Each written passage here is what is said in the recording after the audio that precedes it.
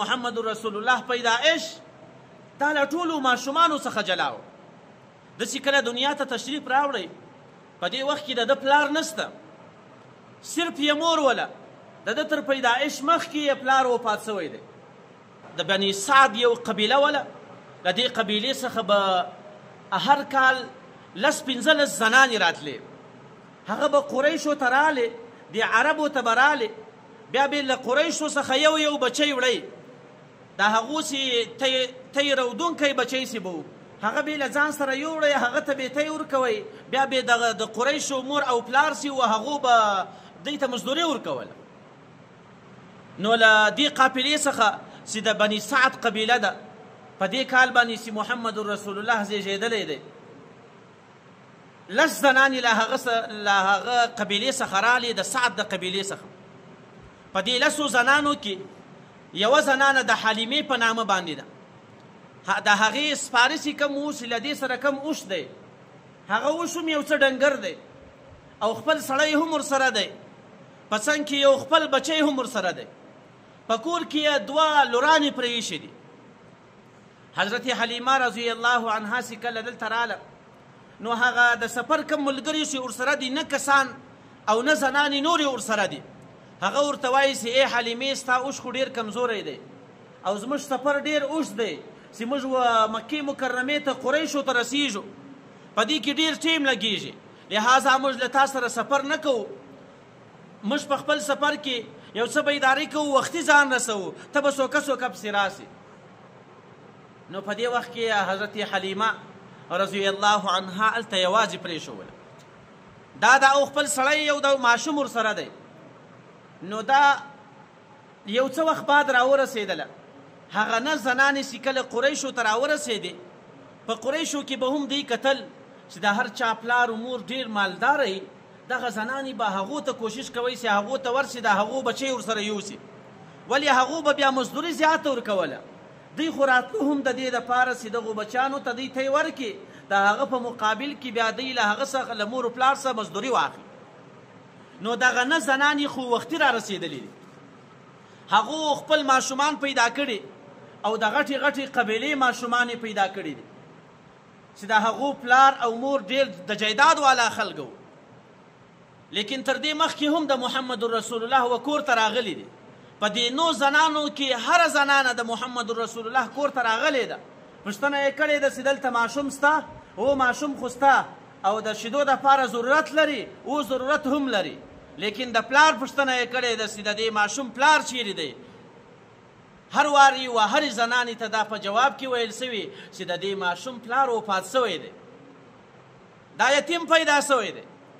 نو په دې 9 زنانو کې یوه زنانه هم دې ته نه ده تیاره سوې چې موږ یتیم بچی را سره یوسو، د یتیم بچي به بیا موږ ته مزدوري څوک راکوي، او که مزدوري راکړي هم هغه مزدوري به کمه وي. نو په دې 9 زنانو کې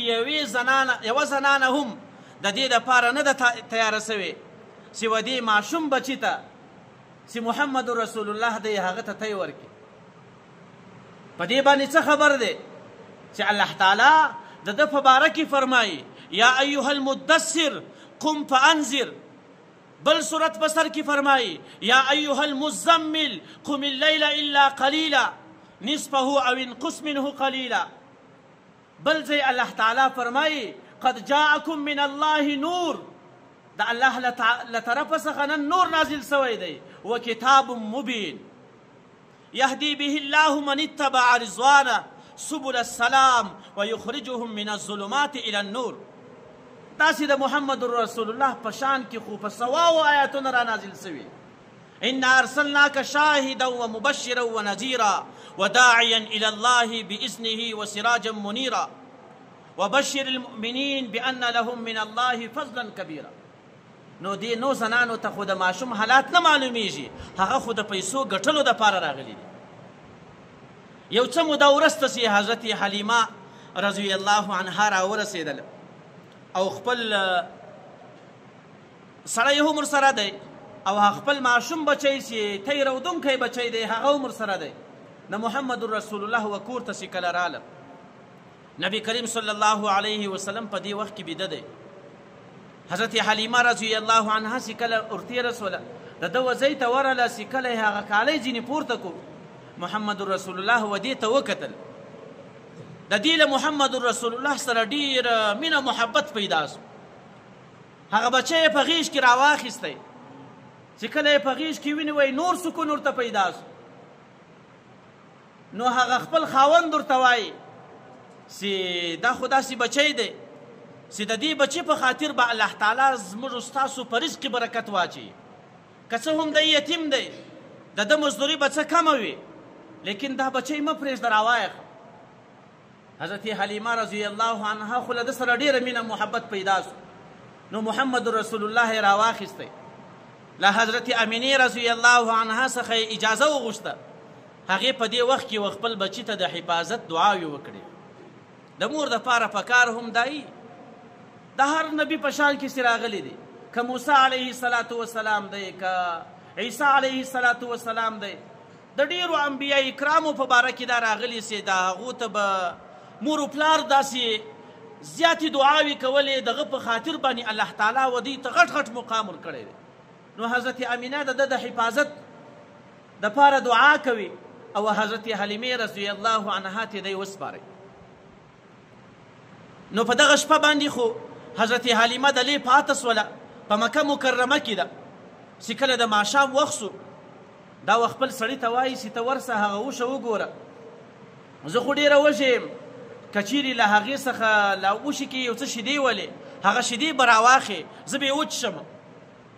هغه سړی ورته وایي چې دا خو ډېره کمزورې اوښه ده او ما او تا دومره غټ سفر کړی دی له هغه قبیلې څخه راغلي یو اوس په دې اوښه کې دومره شیدې نه وي نو چې کله دا ورته وایي ته ورسه وګوره که یو څه پیدا سي هم صحیح ده زه اوس ډېره وږې یم نو هغه سړی رالی د شپې حالات دی توره شپه ده یو لوښی یې په لاس کې دی و هغه اوښي ته ودرېدی هغه لوښی یې ډک یوړی و دې ته دا د محمد رسول الله صلی الله علیه وسلم برکت دی هغسې یې وروړی ورته وایي چې دا هغه کمزورې اوښه ده له هغې څخه مې دا شیدې راوړي دي دا هم حیرانه سوله نو هغه شیدې یې وچښلې دا شپه تېره سوله دا مبارکه فرمایي چې کله ما دی راواخیستی زما په سینه کې داسې اور ولګېدی هغه شیدې مې جوش واخیستی ګوره دې هم خوراک نه و کړی نو محمد رسول الله یې یو تیته واچوی موړ یې کړو د یو څه وخت په تېرېدو باندې چې وایي کله ما دی و دا بل تی طرف ته راواړوئ اوس د دا بل تی شیدې ورکوم نبی کریم صلی الله علیه وسلم هغه ته یې نه روي الله اکبر په دې کې هم اشاره و دې ته وله چې محمد رسول الله صلی الله علیه وسلم په هغه وخت کې هم دا خپل رضعي ورور حق نه خوړی چې په دا بل تی کې خو زما د دا بل ورور حصه ده داسې نه چې زه هغه حصه وخورم سبا به په ما باندې زه د نبوت اعلان وکم بیا به پر ما باندې دغه الزام نه ولګېږي چې ستا په د ولادت په وخت کې د خپل ورور شیدې خوړلې دي نو په دا ټول وخت باندې هغه دویم تی ته بیا خوله نه ده ور وړې